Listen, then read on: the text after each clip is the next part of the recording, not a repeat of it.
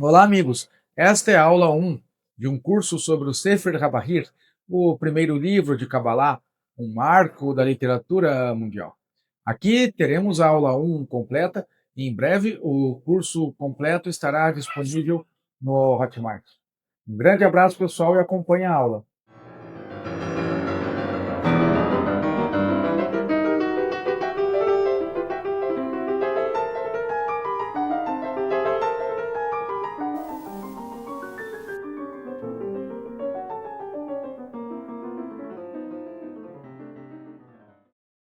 O Bahir como gênese da Kabbalah medieval.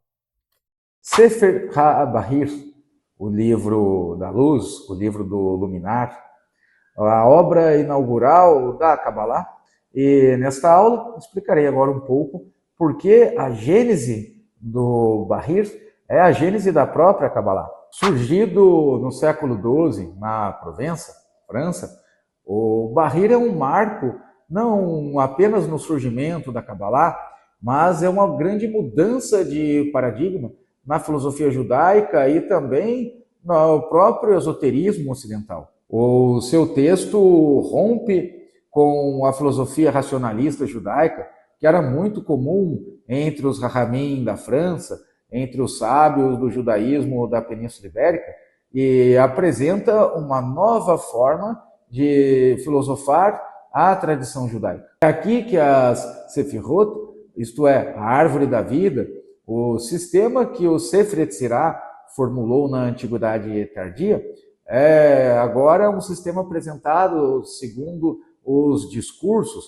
segundo os ditados divinos. As Mamarot, justamente os pronunciamentos e ditados, são postos em um sistema distante, por exemplo, do antigo misticismo de hinos, da literatura de Rehalot e Merkabah, e também com uma forma bem diferente de pensar do racionalismo. Agora, cosmologia, teosofia e ontologia são unidos em um mesmo aspecto, em uma ligação semelhante ao do hermetismo renascentista. Ou seja, a criação e o funcionamento da criação formam uma coisa só, e essa coisa só é refletida nos estágios de desenvolvimento e de percepção de toda a criação.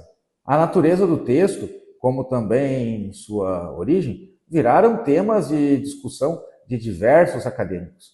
Os principais, Gershon Scholem e Moshe Idel, serão tratados aqui nesta aula para que possamos compreender melhor este texto. E nas aulas seguintes, avançaremos nas interpretações que são úteis e muito até necessárias para a compreensão do ser humano no mundo e da própria Kabbalah. É impossível entender a Kabbalah sem começar por este texto, que tem em sua gênese, em sua origem, a própria origem da Kabbalah conectada de forma inseparável. O aparecimento do Sefer HaBahir no sul da França, por volta de 1176, marca o nascimento oficial da Kabbalah como um movimento histórico e literário definido. Até então, o que conhecíamos do misticismo judaico era ligado à literatura de Rehalot e Merkabah, a literatura das carruagens e dos palacetes, baseada em hinos, imprecações e experiências místicas diretas. O Sefer Yetzirah era comentado, mas ainda era mais ligado a uma cosmologia ou cosmogonia, ou ainda o misticismo dos Hassidim Ashkenazim, que era um tanto diferente da Kabbalah, baseado na experiência direta dos místicos e com uma visão um tanto mais mágica. O Bahir, contudo, introduz uma nova gramática espiritual, a ideia de que a divindade possui uma estrutura interna dinâmica, composta por potências ou emanações que interagem entre si e com o mundo inferior. O texto surge em um momento de intensa efervescência intelectual na Provença, onde o pensamento neoplatônico e as tensões entre a tradição rabínica e o catarismo cristão criava um terreno fértil para novas interpretações esotéricas. O Bahir desafia a simplicidade absoluta de Deus, proposta por filósofos como Maimônides, sugerindo, no lugar disso, uma unidade complexa e orgânica. O objetivo desta aula é dissecar as camadas de significado enigmático do Bahir, avaliando como ele transformou conceitos arcaicos em um sistema teosófico que dominaria o pensamento místico judaico. Origens e autoria. O enigma da Provença. A autoria do Sefer HaBahir é tradicionalmente atribuída a um sábio tanaíta do século I, o Rabi Nehunia Ben Hakanah, devido à abertura do texto com uma citação a ele referente a um verso da Bíblia, Jó, capítulo 37, versículo 21, abre aspas, e agora não se vê a luz, que é brilhante, Bahir, nas nuvens, fecha aspas. No entanto, a crítica histórica moderna, liderada por Gershon Scholem, em sua obra seminal Origens da Kabbalah, demonstrou que o texto é uma compilação medieval que utiliza materiais muito mais antigos. Scholem argumentou que o Bahir contém vestígios de um texto gnóstico judeu-oriental perdido, o Raza Araba, que significa o grande mistério, que teria migrado do Oriente Médio para a Europa através da Itália. A análise linguística revela uma mistura de hebraico mishnaico com termos que sugerem uma redação final no século XII.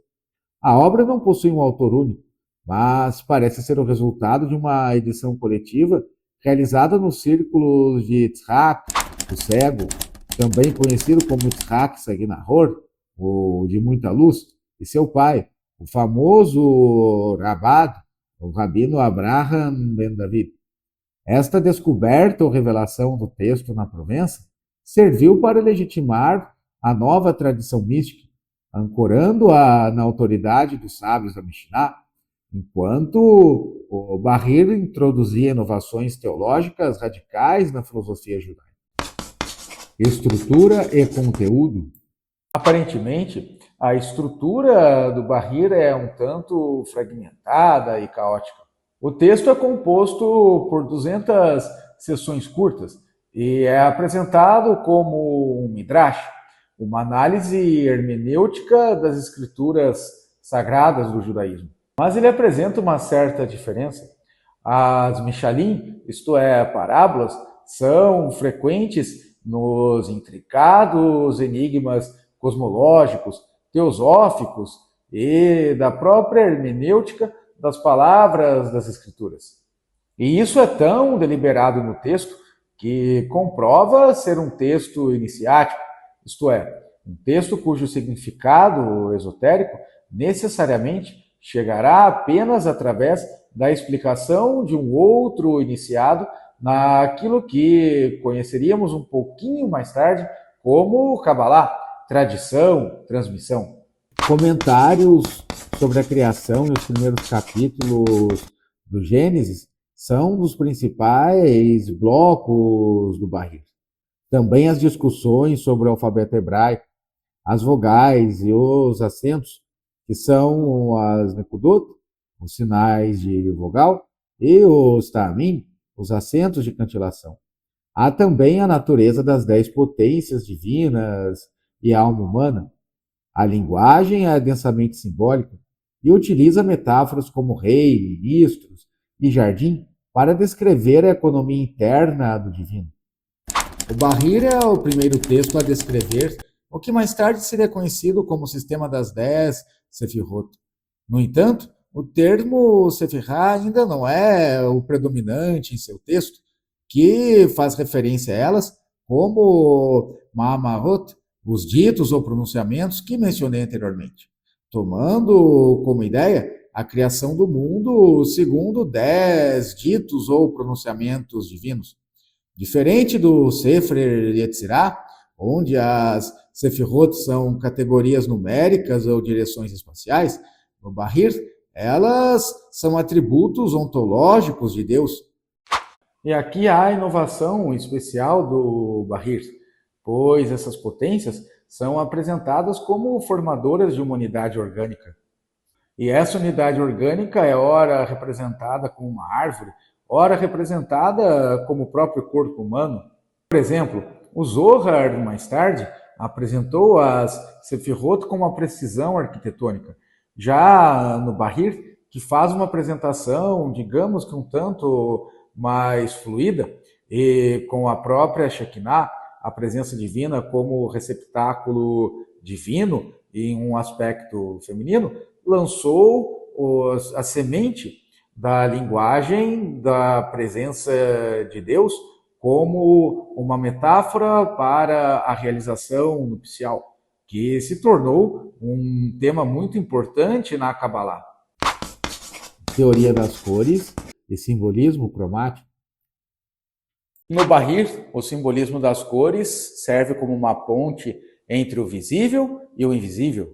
O texto associa diferentes estados da emanação divina a cores específicas, uma técnica que seria expandida mais tarde por Moshe Cordovero no século XVI.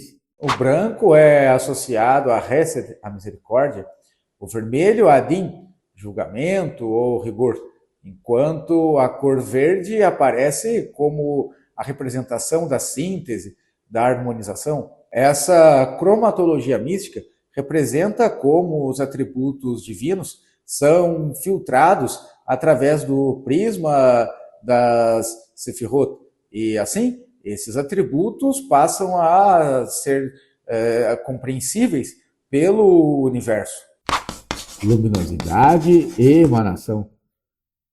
O próprio título do livro, Bahir, que significa brilho ou ainda luminosidade, luminar, já diz muito sobre o simbolismo da luz em seu conteúdo, pois a criação no Bahir é um processo que ocorre através da emanação de Atzilut, uma espécie de estado primordial. É a partir desse espaço primordial que a luz divina se expande e se contrai, o que acaba gerando um espaço para manifestação. E é este conceito de luz primordial que se oculta depois da criação, que acaba se tornando um ponto central da cosmologia cabalista e também da sua mais profunda teosofia. E no Bahir, embora oculta, essa emanação primordial está sempre presente. Caso fosse, por exemplo, removida, o mundo deixaria de existir. Antropomorfismo divino. Recuperando tradições do misticismo da Shiur Komá, a medida do corpo, o Bahir reintroduz o antropomorfismo de forma simbólica. Deus é descrito como possuindo mãos, pés e olhos, mas o texto é cuidadoso em enfatizar que esses termos referem-se a funções espirituais. O corpo divino é a estrutura das Sefirot. Essa abordagem permitiu que os cabalistas desenvolvessem uma relação mais íntima e pessoal com o divino, contrastando com a causa primeira e pessoal dos aristotélicos e tomistas. O homem, criado à imagem de Deus, torna-se um microcosmo que reflete a configuração das potências celestiais.